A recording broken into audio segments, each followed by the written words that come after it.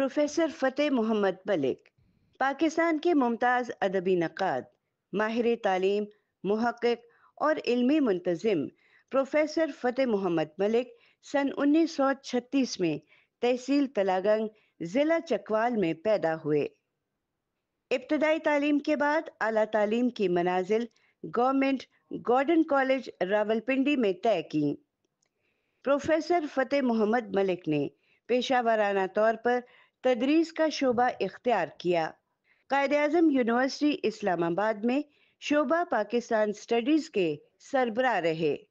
बादाज़ा international Islamic university Islamabad में rector के ओहदे पर फाइज हुए। पाकिस्तान में आला तालीमी खिदमात के अलावा Colombia university New York, Heidelberg university Germany, Saint Petersburg university रूस और हमबोल्ट यूनिवर्सिटी जर्मनी में उर्दू की तदरीस से वाबस्ता रहे।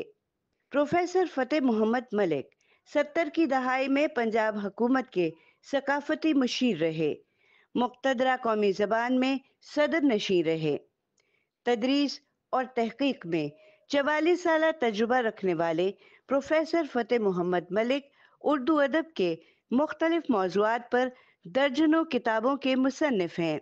मुअक्कर इल्मी और तहक़ीक़ी जरीदों में उनके सैकड़ों तहक़ीक़ी मक़ालात शाया हुए। फ़तेह मोहम्मद मलिक मुतअद्दिद जामियात और तालीमी और अदबी तंज़ीमात के इंतज़ामी मनासिब पर फाइज रहे। अदब के शोबे में नुमायाँ खिदमात के एतराफ़ के तौर पर हुकूमत पाकिस्तान ने आपको सितारा इम्तियाज़ अता किया। पाकिस्तान टेलीविज़न के प्रोग्राम सदरंग में मैं आपका मेज़बान वजाहत मसूद आपकी खिदमत में हाज़िर हूँ और हमारी खुशकिस्मती है कि आज हम दूसरी नशस्त कर रहे हैं अपने मुल्क पे सफ़े अव्वल के दानिश्वर, नक्काद, उस्ताद, मुंतज़िम, मोहतरम प्रोफेसर फ़तेह मोहम्मद मलिक साहब के साथ। प्रोफेसर साहब आदाब। शुक्रिया, याद आवरी का। बहुत मेहरबानी सर। ये फरमाइए सर कि आप तदरीसी सरगर्मियों में भी जी मसरूफ़ रहे और एक से ज़ायद मरतबा आपको इंतज़ामी मनासिब पे भी जी काम करना पड़ा।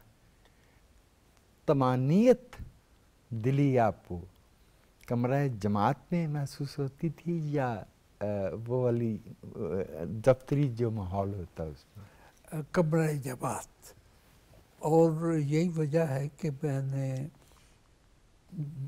बामरे मजबूरी बाज़ औक़ात तदरीस से छुट्टी लेके तो सरकारी फ़राइज़ संभाले।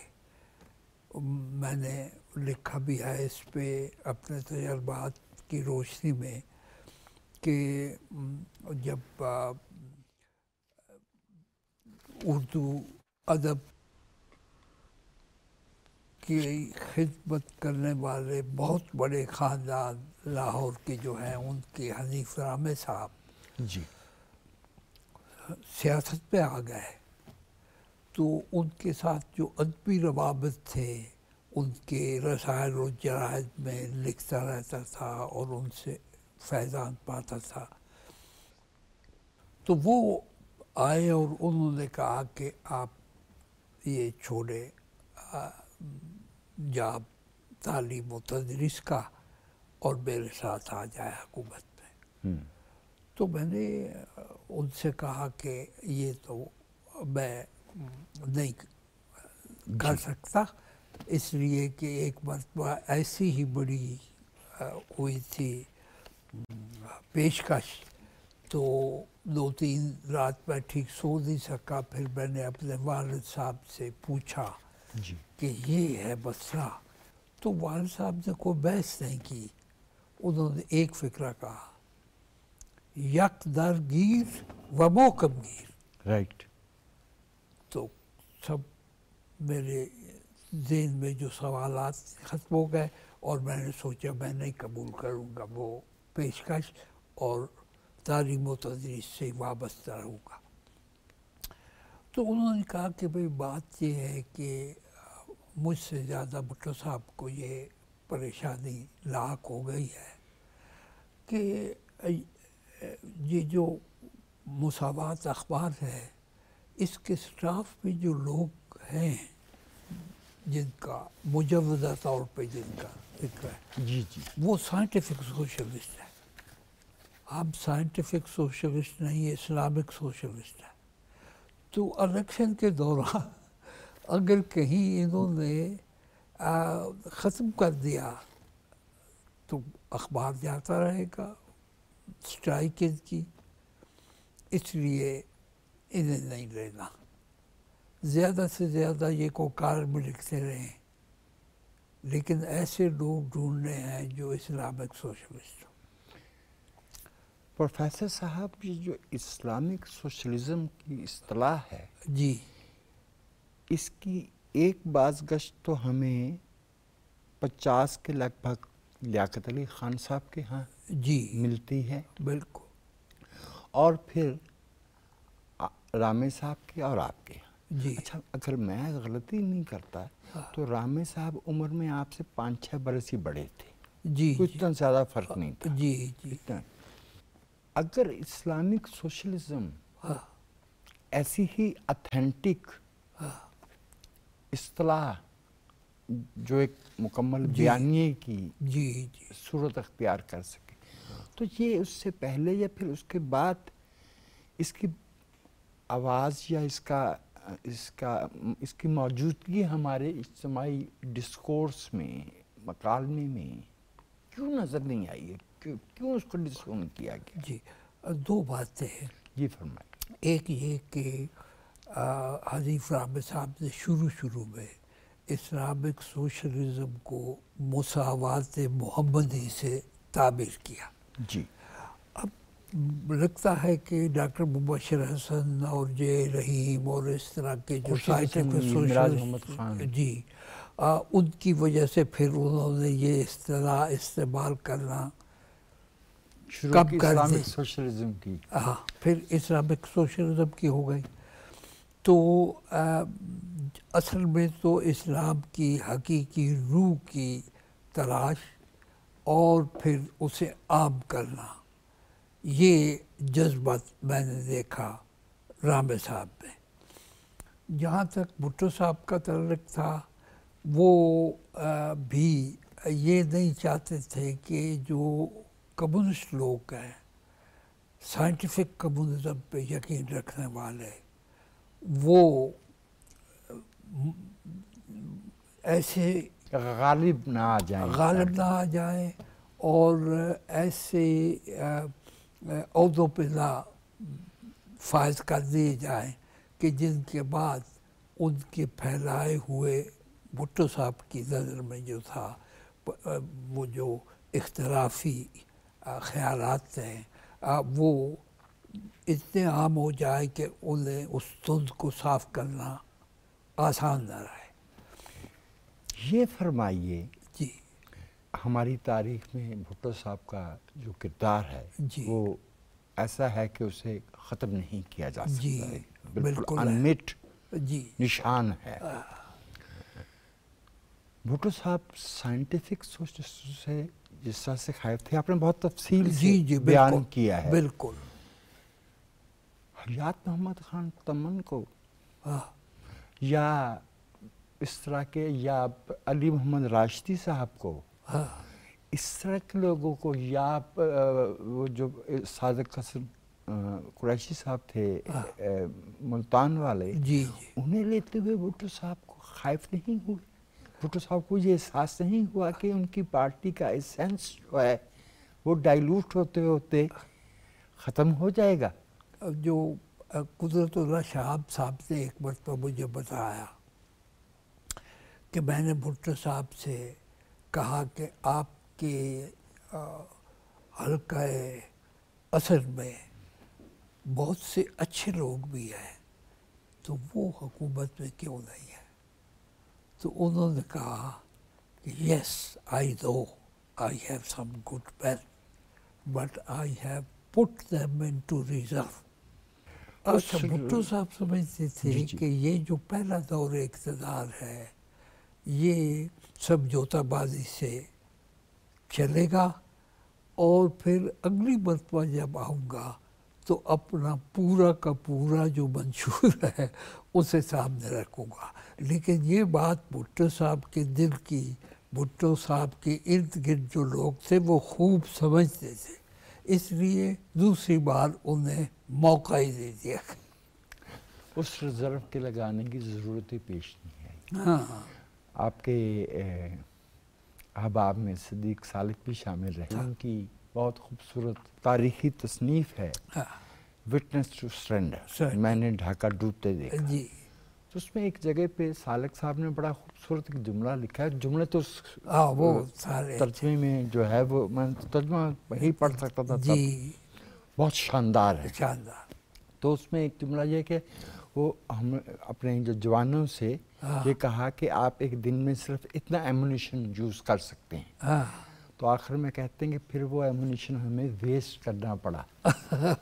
تو بھٹو صاحب کا بھی مجھے لگتا ہے معاملہ یہی ہے، بہت اچھی بات کی آپ جو ہے وہ ویسٹ کرنا پڑا۔ وہ بالکل پروگرام بنا کے بیٹھے ہوئے تھے کہ یہ سمجھوتہ بازی کا دور ہے پہلا، اگلی مرتبہ جب میں آؤں گا تو پھر اپنا پورا جو منشور ہے اسے زیر عمل لاؤں گا۔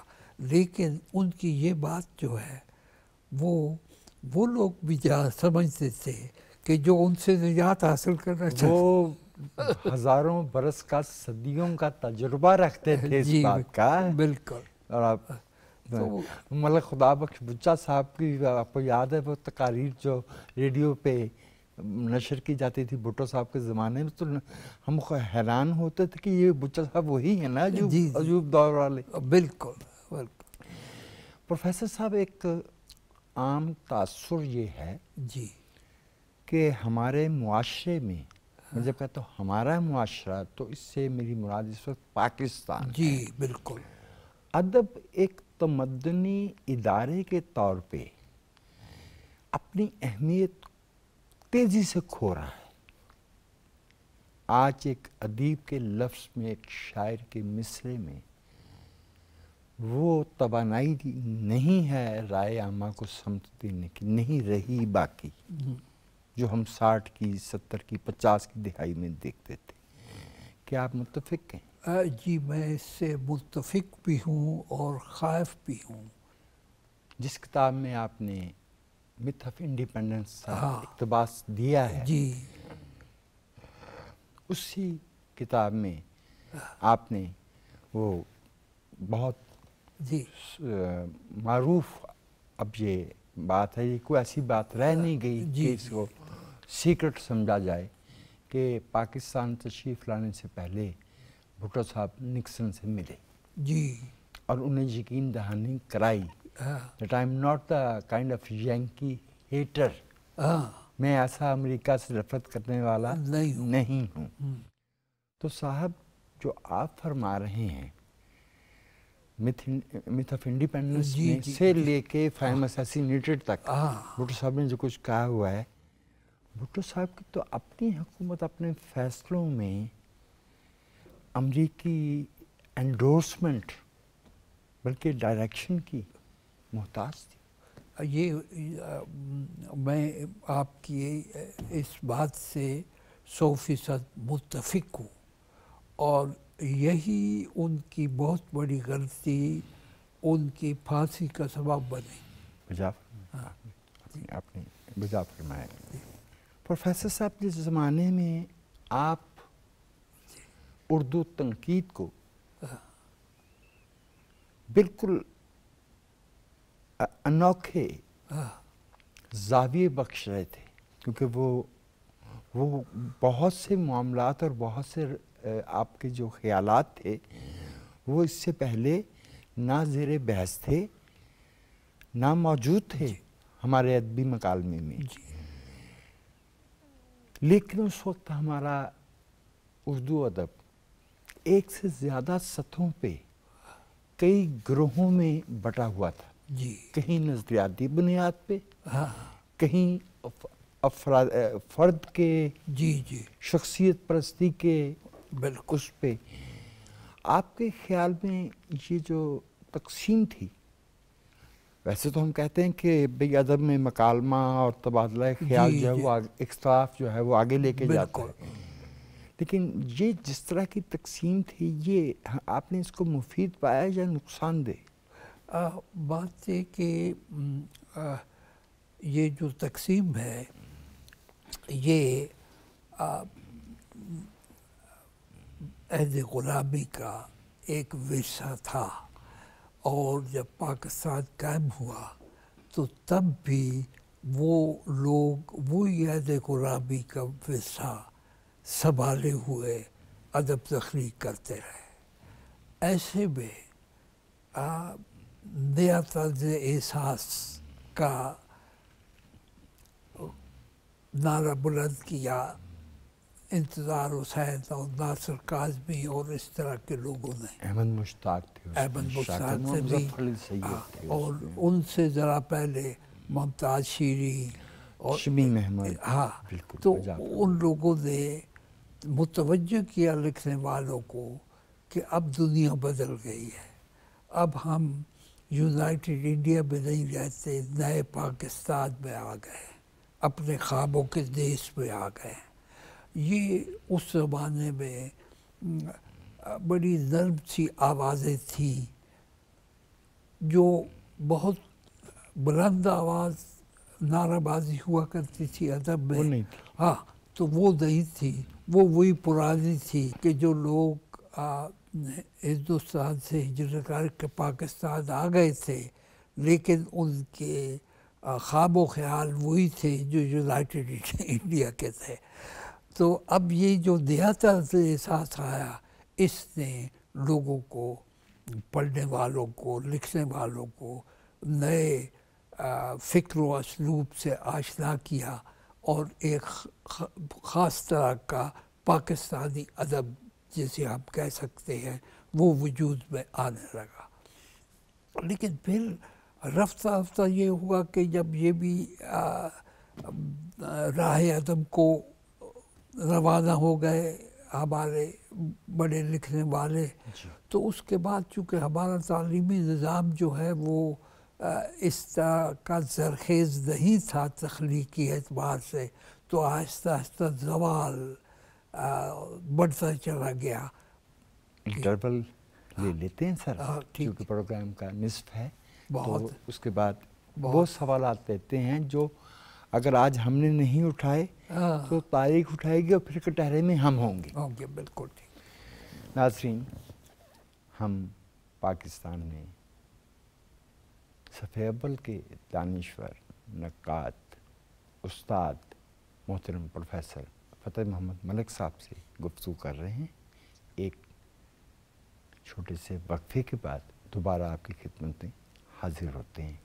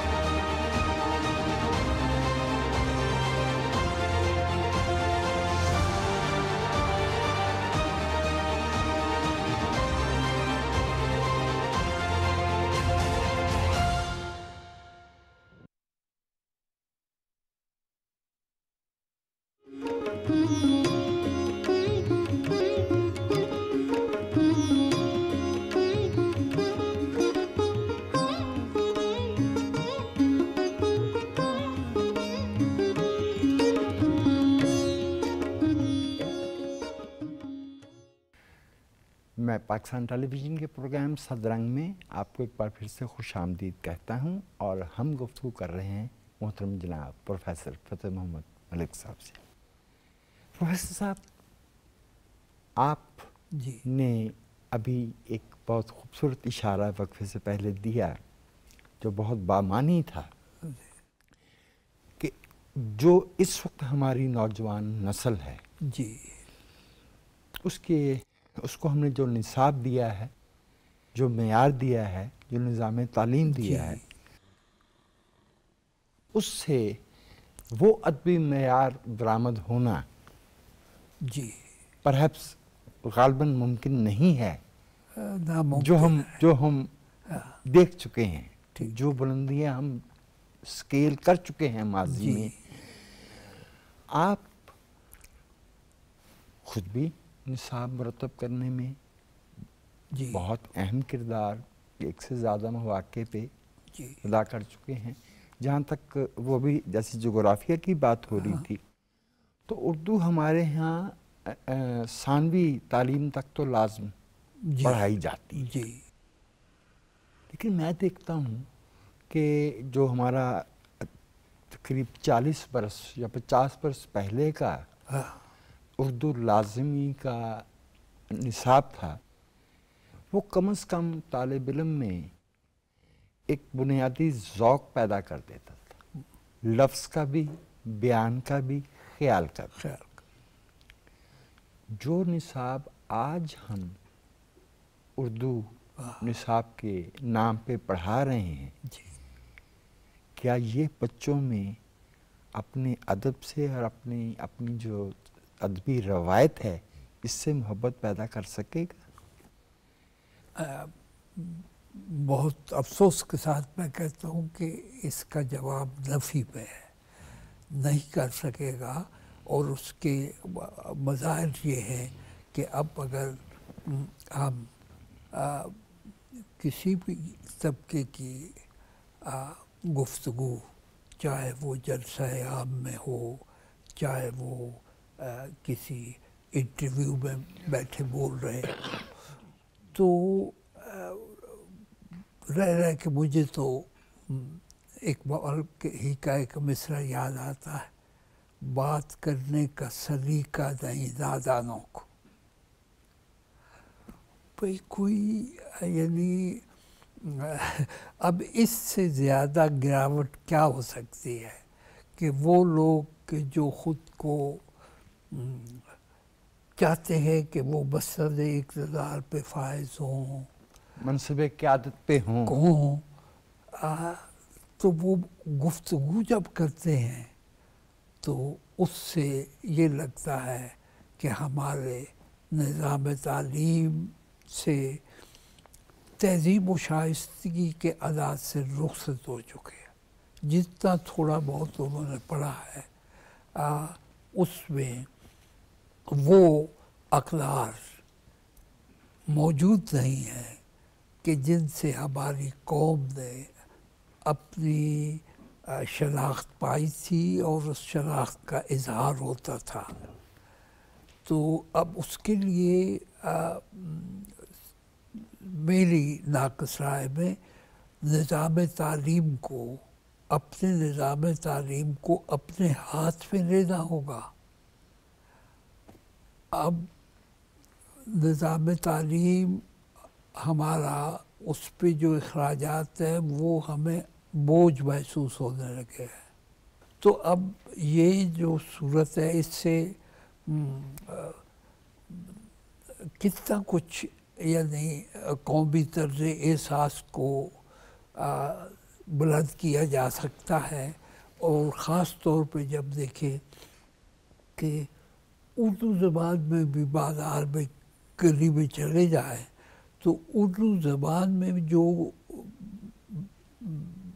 بینرز لگے ہوئے ہیں، جو بینرز کے ساتھ اشتہارات وغیرہ ہیں، وہ سارے کے سارے رومن رسم الخط میں ہیں، اور جو رومن میں نہیں ہیں ان کی املا جو ہے وہ باعث شرمندگی ہے۔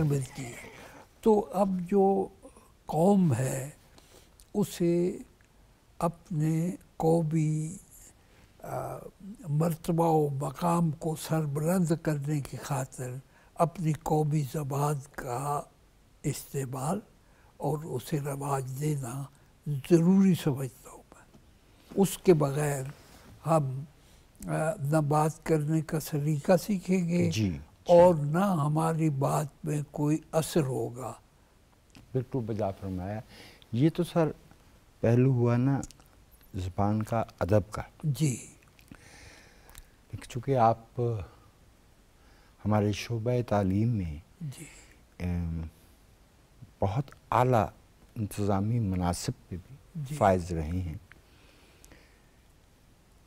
مجھے میری رہنمائی کیجیے. میرا تاثر اگر غلط ہے تو کائنڈلی میری تصحیح فرمائیے. ہم صرف خواندگی کے اعداد و شمار میں پیچھے نہیں رہ گئے دنیا سے، اور وہ فرق بھی کافی ہے. ہاں بہت کافی. ہم تعلیمی معیار میں پیچھے رہ گئے ہیں. ہمارا 20 برس کا یا 18 برس کی بچی یا 22 برس کا نوجوان اپنے ہم عمر بچوں کے ساتھ ذہنی طور پہ مقابلے کی صلاحیت، مسابقت کی صلاحیت کھو بیٹھے. اب یہ تو ادب کا معاملہ نہیں نا، یہ تو مجموعی تعلیمی نظام کا معاملہ ہے. کیا تعلیم، اس قوم کے بچوں کی تعلیم ہماری ترجیح ہے؟ اب تو افسوس سے کہنا پڑتا ہے کہ ہمارے مقتدر حلقوں کی ترجیح نہیں رہی ہے، اور آئے دن ادارے جو ہیں وہ سرکاری کنٹرول سے عوامی کنٹرول کو دیے جا رہے ہیں. آپ سے میں اختلاف کی جسارت نہیں کر رہا. اس کے علاوہ بھی ایک پہلو ہے، بہت اور وہ صلاحیت کا پہلو ہے.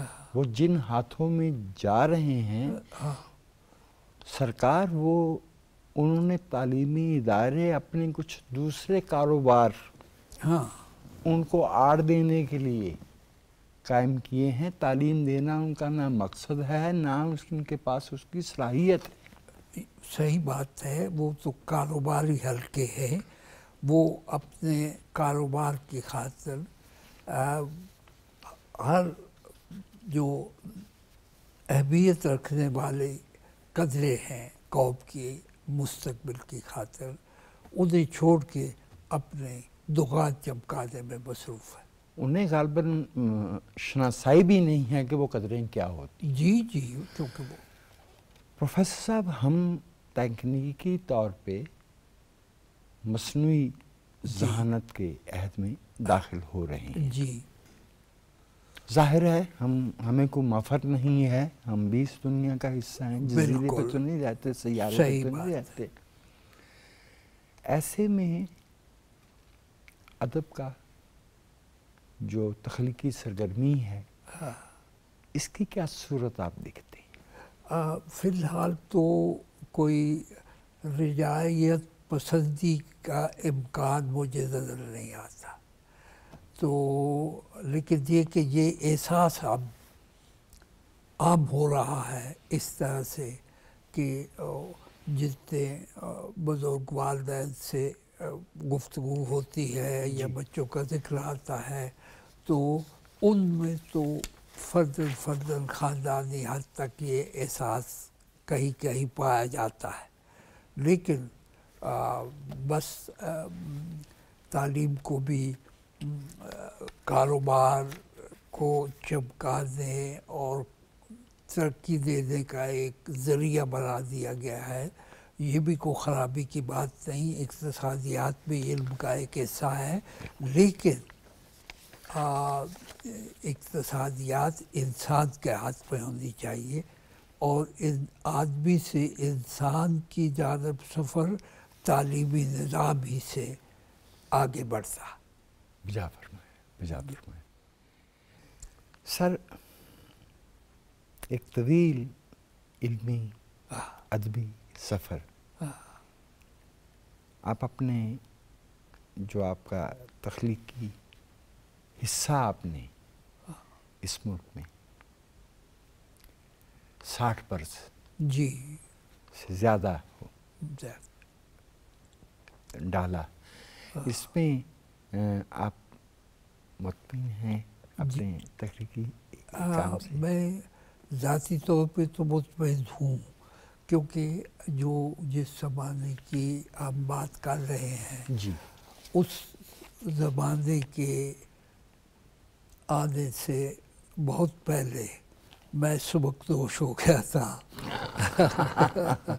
تو اب گھر بیٹھ کے خود ہی پڑھنا لکھنا یہی ہے، تو وہ رابطہ قائم نہیں رہا اداروں سے جو تعلیمی ہیں تہذیبی ہے.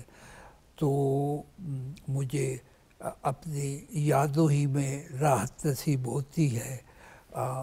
اخبار پڑھتا ہوں یا دیکھتا ہوں ٹیلی ویژن کے کسی بھی چینل پہ جو بھی پروگرام ہو رہے ہیں وہ، تو مجھے کوئی تسکین محسوس نہیں ہوتی. لیکن وہ جو تسکین آپ کو نصیب ہوتی ہے یاد میں، اپنی یادداشتوں میں اور اپنے کام میں، تو وہ جوش نے کہا تھا نا، یہ ایک تبسم بھی کسے ملتا ہے. ملتا ہے الحمدللہ. میرے ایک قابل احترام مرحوم استاد فرمایا کرتے تھے کہ ہمارا اپنے ادبی روایت سے، علمی روایت سے جڑنا، شناسا ہونا، فارسی سے، عربی سے، مقامی زبانوں سے، قومی زبانوں سے، جو بھی آپ کہنا چاہیں، اصطلاحات ہی ہیں. زبان تو زبان ہوتی ہے اور قابل احترام ہے اور انسانی ورثے کا حصہ ہے. بالکل. وہ کہتے تھے کہ یہ جو مغرب میں علوم تخلیق کیے جا رہے ہیں، اگر ہم اپنے آپ کو ان سے بیگانہ رکھیں یا اپنے آپ کو انسولیٹ کر لیں، ان سے الگ کر لیں، تو ہم آج کی دنیا میں سروائیو نہیں کر پائیں گے اور خود اپنی روایت جو ہے مقامی اس کو بھی شاید زندہ نہ رکھ پائیں. یہ تشویش جو ہے یہ میرے دل میں بھی ہے، اور جہاں تک دنیا بھر کے علوم کا تعلق ہے تو ہمیں یہ نہیں بھولنا چاہیے کہ یورپ کے ڈارک ایجز کو منور کیا مسلمانوں نے. ٹھیک ہے. ٹھیک. اب اقبال کا جو ہے تصور یورپی علوم کے بارے میں، اسی سے میں نے یہ سیکھا ہے کہ یہ سارے ہمارے علوم تھے جو یورپ کے ڈارک ایجز میں پہنچے اور پھر وہ روشن ہو گئے. پھر وہ زمانہ آیا کہ یورپ میں مسلمانوں کے ہاتھ میں علم کی جو شمع تھی وہ گر گئی، یورپ کے لوگوں نے اٹھا لی. تو یورپی علوم بھی ہمارے علوم ہیں، انہی کی ترقی یافتہ صورت ہیں، انہیں غور سے پڑھنا چاہیے. اور جب آپ غور سے پڑھیں گے تو ہمیں پتہ چلے گا کہ ان میں اگر فرض کیجئے کہیں کوئی تھوڑی بہت ملاوٹ ہو گئی ہے تو اسے ایک طرف کر کے علوم کو مصفح کر کے پھر سے وہ علم کی روشن یورپ کے ہاتھوں سے اٹھا لیں گے. جو بات آپ نے فرمائی، یہ تاثر جی جب میں نے آپ کا وہ مضمون ہے نا قرۃ العین حیدر پہ، جی تو اس میں آپ نے انہیں خاتون عرب و عجم کہا. ہاں بالکل. اب میں سوچ رہا تھا کہ اگر سجاد حضرت جلدرم اور ان کی اہلیہ جی آج سے 125 برس پہلے صحیح اپنے زمانے سے ہٹ کے انحراف کر کے ایک نیا راستہ نہیں نکالتے تو ہمیں 1928 میں پیدا ہونے والی قرۃ العین حیدر نہیں ملتی. At the end of the day تو سر علوم جو ہیں علوم ذات خود مشترکہ انسانی ورثہ ہیں اور چراغ سے چراغ جلتا ہے. بالکل ٹھیک. ہم نے انہیں دینا ہے اور ہمیں ان سے سیکھنا ہے. اور علم جو ہے وہ تو سب کا ہے.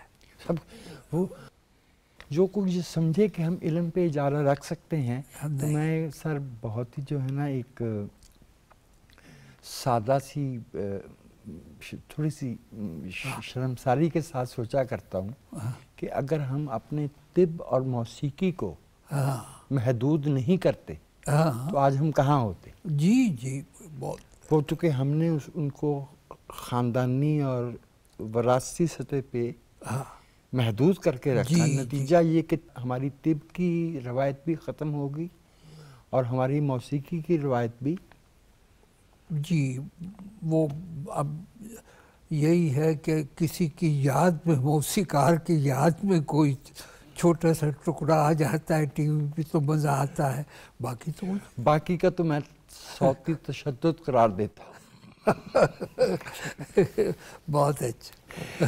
بس اب پاکستان ٹیلی ویژن کی طرف سے اور ہماری صدرنگ کی ٹیم کی طرف سے میں از حد شکر گزار ہوں آپ کا، اور ہم یہ چاہتے ہیں میں بہت خوش ہوں۔ یہ آج کا دن جو ہے یہ مجھے ہمیشہ یاد رہے گا۔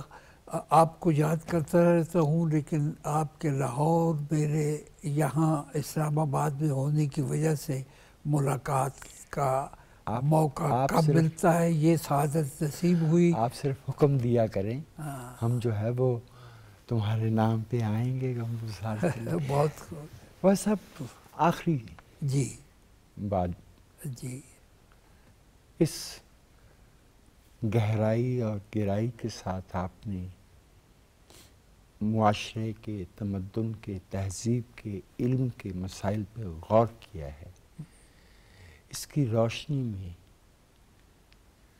ہماری قوم جس میں نوجوانوں کی تعداد بہت زیادہ ہے، آپ اگر کچھ پیغام دینا چاہیں تو وہ ہمارے لیے بہت ہی میں کیا اور میرا پیغام کیا، لیکن مجھے رہ کے یہ خیال آتا ہے کہ اگر پاکستانی قوم اقبال فراموشی کی دھند سے نکل کے اقبال شناسی کی روشنی میں آ جائیں، تو جس طرح سے اقبال کے افکار کی روشنی میں پاکستان ادب سے وجود میں آ گیا تھا، اسی طرح سے اقبال کے پیغام کی روشنی میں اگر ہم عمل کرنا شروع کریں تو کوئی وجہ نہیں کہ جلد از جلد پاکستان دنیا کا خوبصورت ترین خطہ عرض بن جائے۔ اب سب تو علم کے اور اس درجے پہ نہیں ہوتے، اگر کوئی نوجوان آپ سے سوال کر لے کہ سر اقبال فراموشی تو ہو گئی، کیونکہ ہم اقبال کا ایک مصرع بھی درست پڑھ پاتے، اقبال شناسی کو آپ کیسے بریفلی ڈیفائن کریں گے؟ اب یہ کہ اس کے لیے اب اس وقت کے جو حالات ہیں جی، تعلیمی اداروں کے، دانشگاہوں کے، انہیں مد نظر رکھتے ہوئے میں اپنی نئی نسل سے یہ التماس کروں گا کہ نصابی کتابوں کو کافی نہ سمجھیں، صحیح، اور خود کتابیں لیں اور پڑھیں۔ اب اقبال جو ہے اس کا کلام انگریزی میں، فارسی میں، اردو میں ہر جگہ دستیاب ہے، اور خود ایران میں اتنے خوبصورت ان کے ایڈیشن چھپے ہیں، پاکستان میں بھی اقبال اکیڈمی ہے اور جو اکیڈمیاں ہیں وہ چھاپتی ہیں۔ تو بجائے اس کے کہ میری لکھی ہوئی کتاب پڑھیں اقبال پہ، اقبال کی اپنی کتاب پڑھیں، خود براہ راست، بس براہ راست پڑھیں۔ بے حد عنایت۔ تو ناظرین، یہ تھی ہماری دوسری نشست پاکستان کے صف اول کے دانشور، نقاد، استاد اور تہذیب و تمدن کو سمت دینے والے رہنماؤں میں سے ایک پروفیسر فتح محمد ملک صاحب کے ساتھ۔ ہم بے حد شکر گزار ہیں پروفیسر صاحب کے، اور آپ کا بھی بے حد شکریہ کہ آپ نے ہمارا پروگرام سن کے ہماری حوصلہ افزائی کی۔ وجاہت مسعود کو پاکستان ٹیلی ویژن کے پروگرام صدرنگ سے اجازت دیجیے۔ آئندہ ہفتے ایسی ہی کسی کوہ قامت شخصیت سے آپ کی ملاقات کرائیں گے۔ مہربانی، آداب۔